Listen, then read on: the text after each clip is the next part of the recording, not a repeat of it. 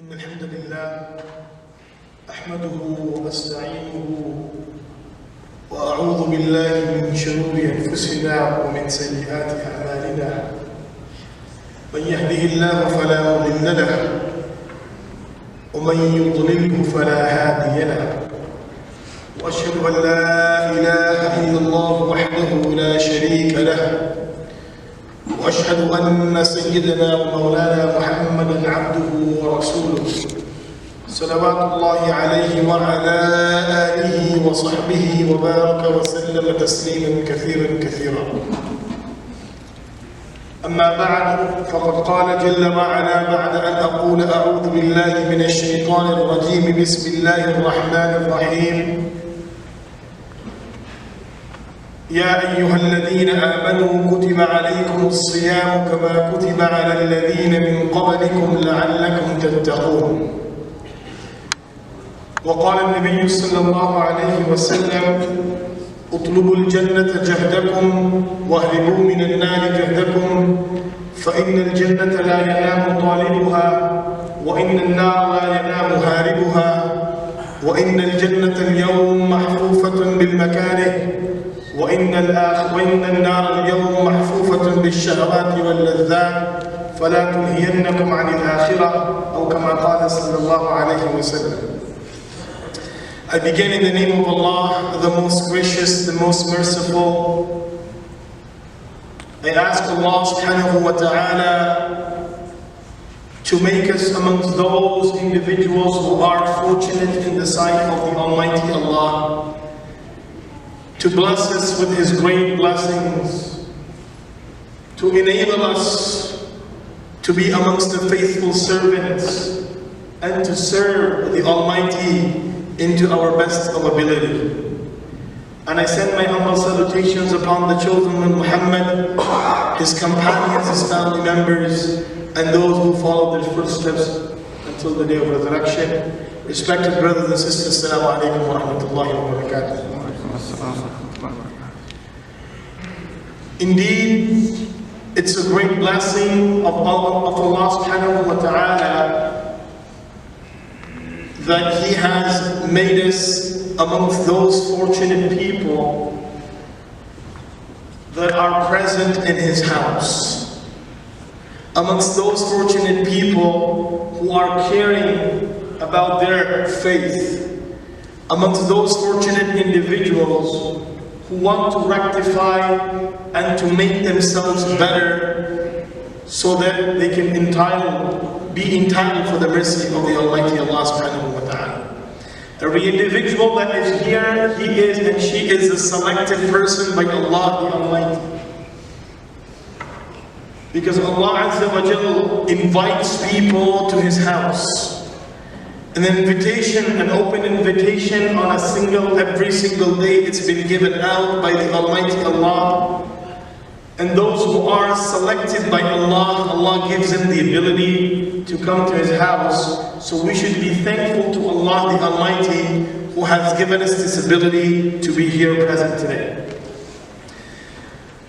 In the previous sermon, khutbahs, we were always talking about how near the month of Ramadan is and how many weeks are left over and how many weeks are there for the Ramadan to be approaching us.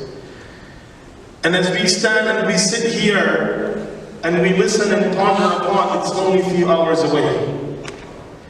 Inshallah, the month of Ramadan will be starting tonight with after Maghrib, which will be the starting of the month of Ramadan. One of the supplications of the Prophet ﷺ was, "O Allah, give me the ability and give me the strength to be prepared for the month of Ramadan." Why? Because the month of Ramadan is a means of a person getting those things in his or her life which they are not able to obtain and achieve in other months. Indeed, the month of Ramadan is the month which itself, the name, justifies and explains and elaborates the purpose of it. The word Ramadan means to destroy, and indeed the month of Ramadan is a destroyer of the sins of every individual. There is a narration in Sunan al-Bayhaqi on the authority of Abu Sa'id al-Khudri radiyallahu anhu, in which he says the Prophet sallallahu alayhi wa sallam said, إِذَا كَانَ أَوَّلُ لَيْلَةٍ مِنْ رَمَضَانَ فُتِحَتْ أَبْوَابُ السَّمَاءِ. When the first night of the month of Ramadan approaches, which is tonight, Allah opens the doors of the heavens. The sky is open. فَلَا يُغْلَقُ مِنْهُ بَابٍ بَابٍ. And not a single door is closed until the month of Ramadan finishes. And then, from that first night, each sajda, each prostration that a person does, Allah Azza wa Jalla gives him 2,500 reward for one sajda. For each sajda that you perform. You know, imagine, just start counting. For each sajda, you get 2,500 reward. So you have, in the Sunnah of Fajr, you have 4 sujood, because it's 2 rak'ah. And then the Fard is 4 sujood again. And then continue counting. And then add the Tarawih prayer with it. And at the end of the day, just calculate how many sujood that you have performed in a day, and then multiply that by 2,500. And that's just one day. That's just one day. And then whatever number you get from that, you multiply that by 30. And then your calculator will be confused. Your calculator will be confused. Because the reward of Allah subhanahu wa ta'ala, it's never ending. The numbers can finish, but the reward never finishes. The mercy is endless. The blessing is endless. And then Rasul sallallahu alayhi wa sallam said, not only that, for every sajda you perform in the month of Ramadan, you get a house in paradise. And the elaboration of that house, which is being made by Rasul sallallahu alayhi wa sallam, I mean, I'm talking, as I'm talking, you might be thinking this is too good to be true. But this is the words of the Prophet sallallahu alayhi wa sallam. وَمَا يَنْتِقُ عَنِ الْهَوَىٰ إِنْ هُوَ إِلَّا وَحْيٌ يُوحَىٰ. He never spoke from his own self. He only spoke what Allah told him to speak. It's a revelation that he spoke. So for every sajda, بَنَى لَهُ بَيْتًا فِي الْجَنَّةِ مِنْ يَاقُوتَةٍ حَمْرَاءٍ لَهَا 60,000 بَابٍ. For every sajda that a person performs, Allah Azza wa Jal makes a house for him in paradise, and that house is made out of pearls and jewelry. And each of that house has 70 doors, 70,000 doors. At that time you can imagine that how big and how great that house would be. And then Allah subhanahu wa ta'ala increased in it, because at the end of the day, your ibadah, your worship, is according to your sincerity and your dedication. And after each sajda, after the first night, when you finish your prayer, which is going to be tonight, after you finish your prayer tonight, the tarawih, and as you are going home, there is an announcement which is made by the angels, and that is, your sins are forgiven. So from the first day, Allah forgives your sins. This is the mercy of Allah subhanahu wa ta'ala. This is why, when we talk about different types, everything belongs to Allah Azza wa Jalla. When Allah subhanahu wa ta'ala speaks about the month of Ramadan, Allah Azza wa Jalla says, the month of Ramadan is the month of Allah. Rasulullah sallallahu alayhi wa sallam said, Rajab huwa shahr ummati, Sha'ban huwa shahri, وَرَمَضَانُ وَشَهْرُ اللَّهِ. That the month of Rajab is the month of my ummah.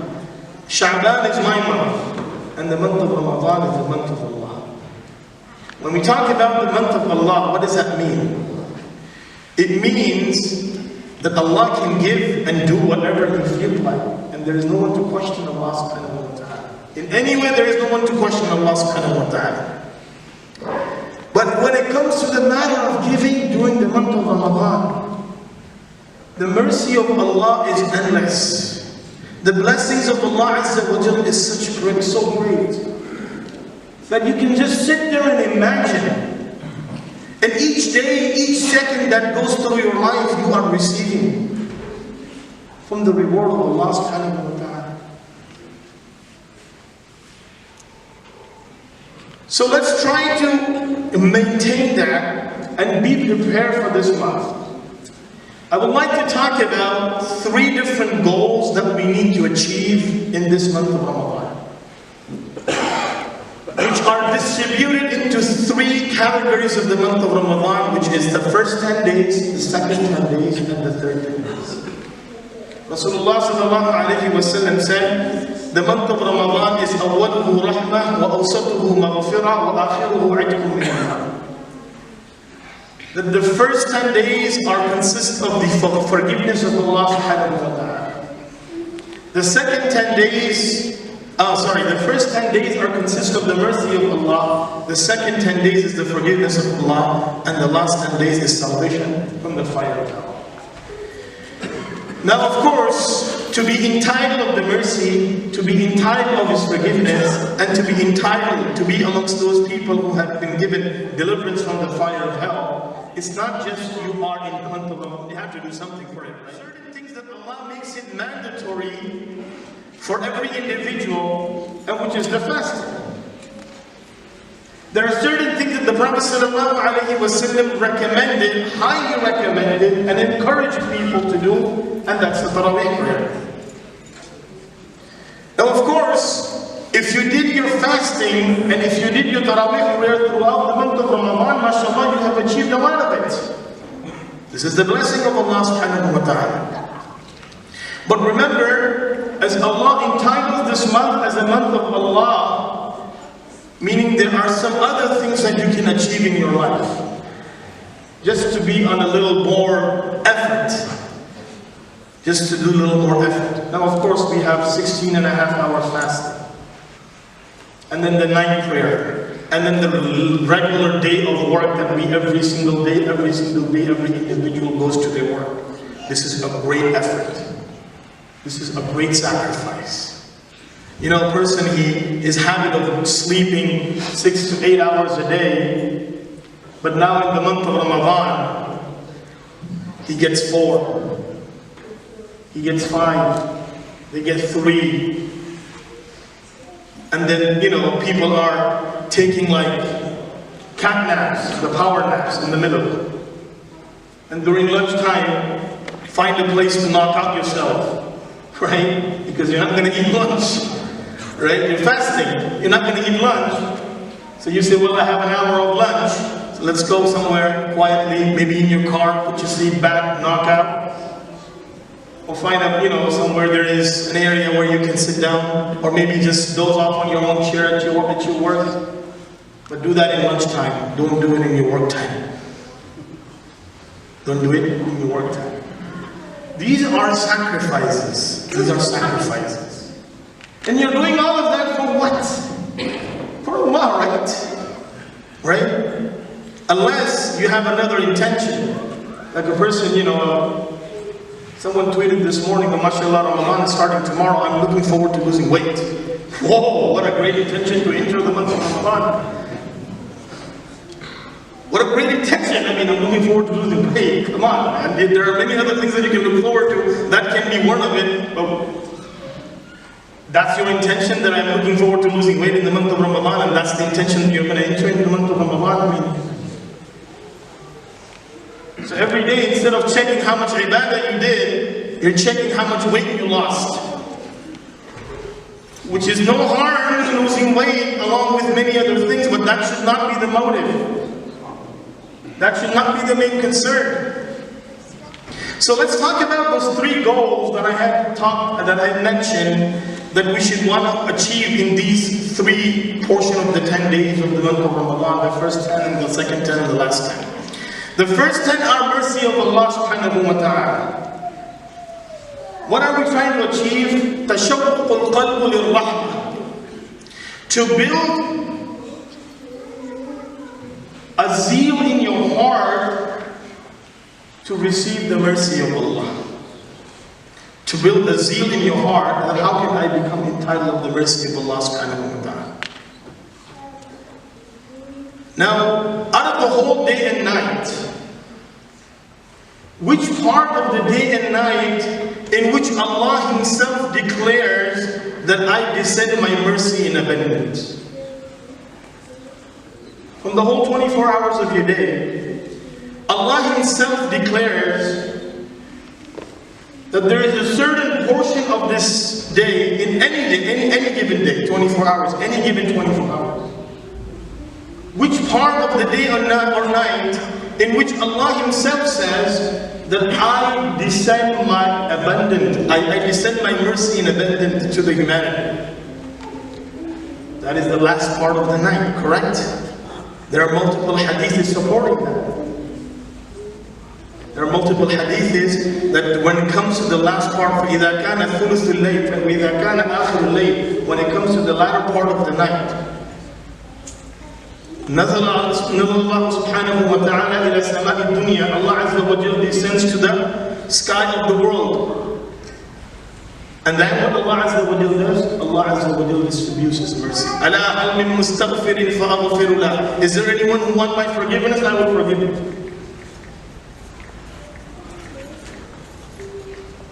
أَلَا هَلْ مِن مُسْتَرْزِقٍ فَأَرْزُقَهُ. Is there anyone who wants my sustenance? I will give him my sustenance.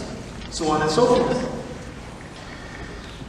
So in that 24 hours, the latter part of the night is considered to be the most, to be entitled of the mercy of Allah subhanahu wa ta'ala.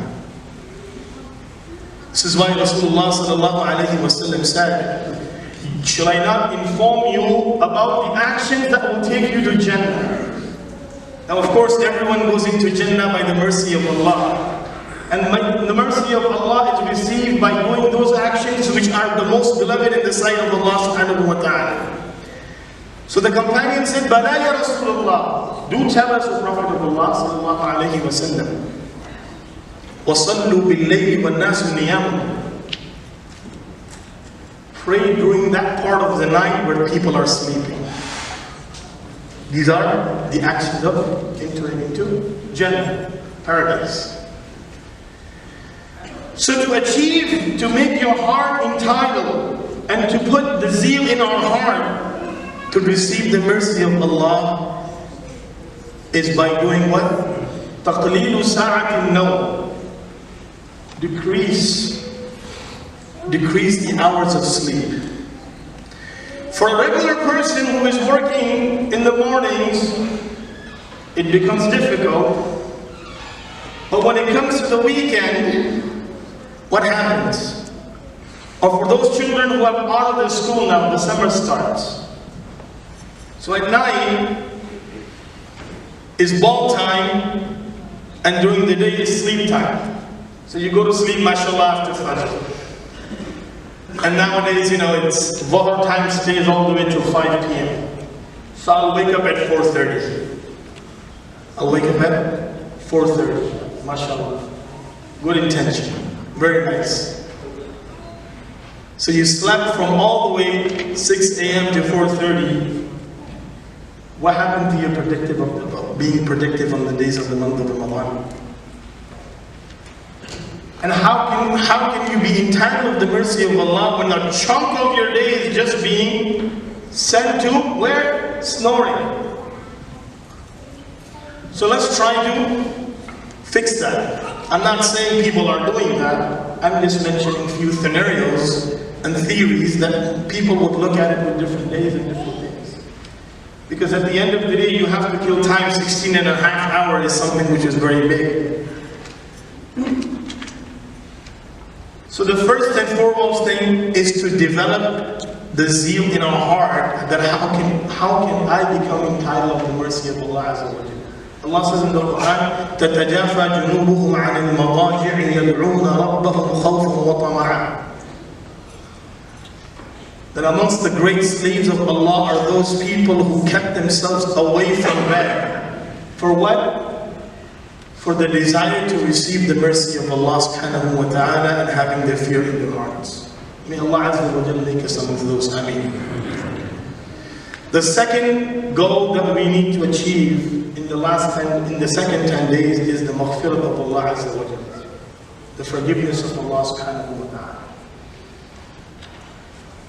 What develops inside a person that he wants to disobey Allah? There has to be something inside, right? Why does a person go and he sins? Why does he sin? Because he has a desire inside. Something looks very nice, looks flashy, looks greener, looks better, easier to do. Your nafs, your soul, is entitled of it or inclined towards it. And what makes this desire grow? What makes this desire? Because desire of things, of having more than what Allah has given for you, eventually takes a person to disobey Allah subhanahu wa ta'ala. I want to have this, I want to get this, I want to do this. You don't have the ability, so sometimes you will go and cheat people just to achieve it. You want to get fame, so let's start demonizing other people, disgracing other individuals. I like to do this, so let's go and do it. It's the desire inside. And desire is something, it develops. The opposite of desire is the opposite of shahwa, which is the Arabic word for desire. The opposite of shahwa is taqwa. Piety. Consciousness of God. Having the understanding that Allah is watching me. Allah will hold accountable. Allah will hold me accountable. So on and so forth. This is the opposite of desire. And desire is built what? By feeding. By feeding your soul. Because taqwa is built with what? Soul. Fasting, right? يَا أَيُّهَا الَّذِينَ آمَنُوا كُتِبَ عَلَيْكُمُ الصِّيَامُ كَمَا كُتِبَ عَلَى الَّذِينَ مِنْ قَبْلِكُمْ لَعَلَّكُمْ تَتَّقُونَ. That, O believers, we have made obligatory upon you to fast during the month of Ramadan. Fasting has made obligatory upon you, so you may obtain taqwa. So your desire decreases.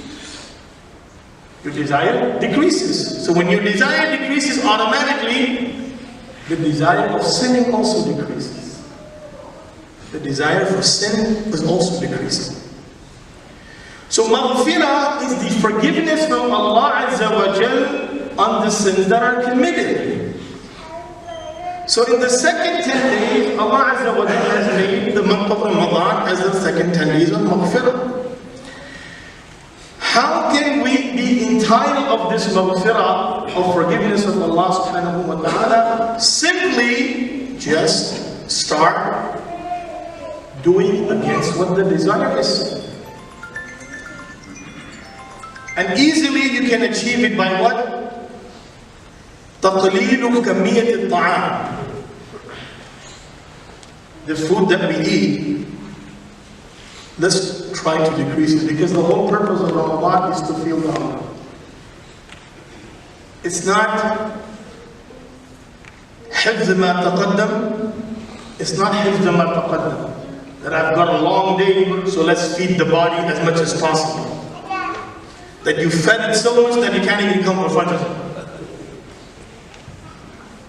And تلافي ما فات. At the time of iftar, 16 hours, brothers and sisters. Let's go for it. Let's go for it. No, it's to feel inside that there is something missing. It's to feel nervous. When we don't do as we wish to do, we do as Allah tells us to do. So in the second goal that we need to achieve in this month of Ramadan, how can I develop in my heart the desire to fulfill the commandments of Allah subhanahu wa ta'ala. And the last but not the least goal that we want to achieve in this blessed month of Ramadan is what? Deliverance from the fire of hell, inshallah. Now, if you were to look into the hadiths of the Prophet, remember, what I'm talking about is analyzing the hadiths of the Prophet ﷺ in different aspects, how they are connected with the month of Ramadan. If you were to look into the hadiths of the Prophet ﷺ, one of the most common sins that will take people towards the hellfire is what? One of the most common sins that will take people towards the hellfire is what? When Mu'adh ibn Jabal radiallahu anhu asked the Prophet ﷺ, that a Prophet of Allah, which is the most common sin that will take a person towards hellfire? Nabi sallallahu alayhi wa sallam opened his mouth, he took out his tongue and he held it like this. This thing right here, Mu'adh said, Ya Rasulullah, are we going to be accountable on the day of judgment on what we speak? Nabi sallallahu alayhi wa sallam says, فَقِلَتْكَ أُمُّكَ يَا مُعَاذ, may your mother cry upon you. Majority of the people who will go into the hell is because of the misuse of the tongue. So you want to get protected from the fire of hell, right? Let's control this.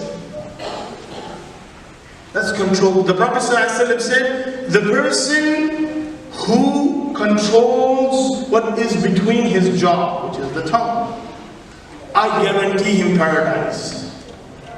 This is the words of the Prophet ﷺ. The one who controls what is between his jaw, I will give him paradise.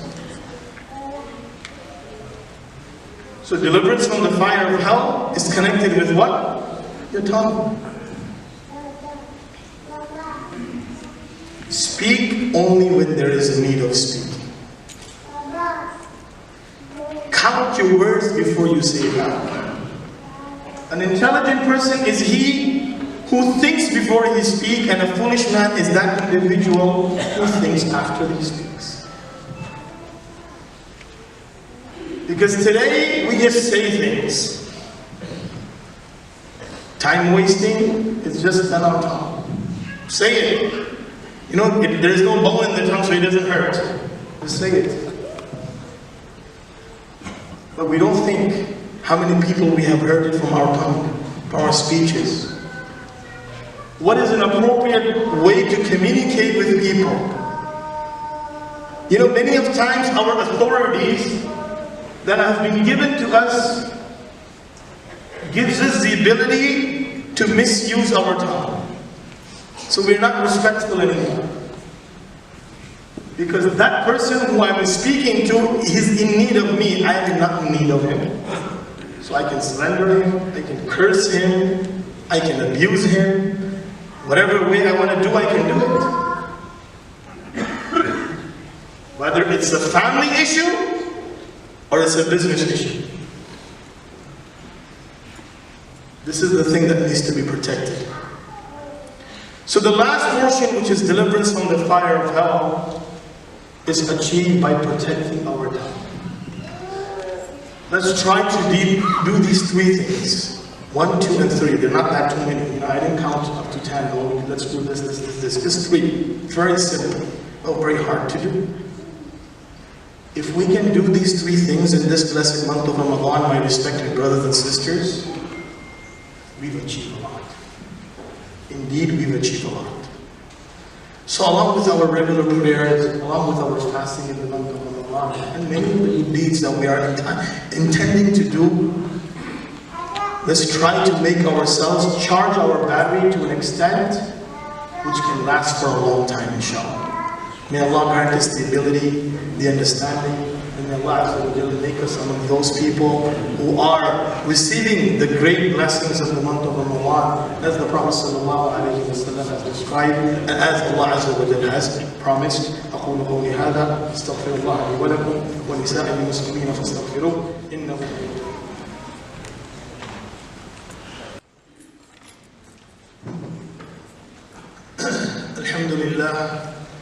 الحمد لله حمدا كثيرا طيبا مباركا فيه الحمد لله نحمده ونستعينه ونستغفره ونعوذ بالله من شرور أنفسنا من يهده الله فلا مضل له ومن يضلل فلن تجد له وليا مرشدا وأشهد أن لا إله إلا الله وحده لا شريك له وأشهد أن سيدنا ومولانا محمدا عبده ورسوله صلوات الله عليه وعلى آله وصحبه وبارك وسلم تسليما كثيرا. أما بعد فأعوذ بالله من الشيطان الرجيم. بسم الله الرحمن الرحيم. إن الله وملائكته يصلون على النبي يا أيها الذين آمنوا صلوا عليه وسلموا تسليما. اللهم صل على محمد وعلى آل محمد بعدد من صلى وصام، وصل على محمد وعلى آل محمد بعدد من قعد وقام، وصل على جميع الأنبياء والمرسلين والصحابة المقربين رضوان الله عليهم أجمعين. I begin in the name of Allah, the most gracious, the most merciful. Send my humble salutations upon the children of Muhammad, his companions, his family members, and those who follow their footsteps until the day of resurrection. Respected brothers and sisters, inshallah, if you see some space in front of you, if you can fill that up. There are brothers that are coming in, they need some space. Make sure you maintain the rows. Do not break the rows. If you see a space in front, maintaining the rows, please move forward. Alhamdulillah, respected brothers and sisters, indeed the month of Ramadan is about to begin. One of the very great practice of the Prophet ﷺ, which he himself encouraged in many of his narrations, and he himself practiced and he encouraged the Sahaba to practice, is to be helpful for other people in any way you can, by contributing, and especially in the month of Ramadan, by providing them with something that they can break the iftar. Rasulullah said, the person who provides or he gives, and that doesn't mean that the next person, the receiver, has to be in need. The receiver has to be a poor person. No, just general. When you give someone to break something, when you give something to someone to break his iftar, first of all, Allah will give you the full reward of a fasting person. My fasting, of course, alhamdulillah, I did it, but was it up to the standards or not? That's the question for me. Was it up to the standards that Allah, I have great hope that Allah will accept from me. I'm not denying, We're not being pessimistic that we are, not getting anything from Allah. No, we have to be optimistic in every aspect and every action that Allah gives us the ability to do so. But just looking into the reality of it, many times we do an action just to get it out of the burden, not to enjoy it. Not to enjoy it. And the whole purpose of ibadah is to enjoy it. Right? It's not to just get it rid of. I just did it, it's done. That's it. I'm out. Peace. No. It's to enjoy the ibadah. And we can talk about our own self and how much we actually enjoy and how much we actually consider it as a burden. Every individual is a judge to herself and to himself. We're not here to judge people. But when we do something for someone in which Allah rewards us for that same action that you have done or you have provided, that's a full, complete 100% up to standards. So when the Rasul said, when you provide for someone to break his iftar, Allah gives you the reward of that person's fasting. That fasting is 100% up to standards. That's mi'ah fil mi'ah, 100% standards. That's Allah Azza wa Jalla is giving you. That's the gift of Allah subhanahu wa ta'ala. And it doesn't take away His reward. He gets a full and you get a full also. And this is why in multiple hadiths of the Prophet ﷺ, he really encouraged people to provide people for iftar. And if that's something that Allah has given us the ability to be extra generous in the month of Ramadan, is one of the greatest practices of the Prophet ﷺ. فَاسْتَبِقُوا الْخَيْرَاتِ, go and look for opportunities of good and spend on it. So let's try to build that momentum also in our life, in our hearts and in our actions for the month of Ramadan.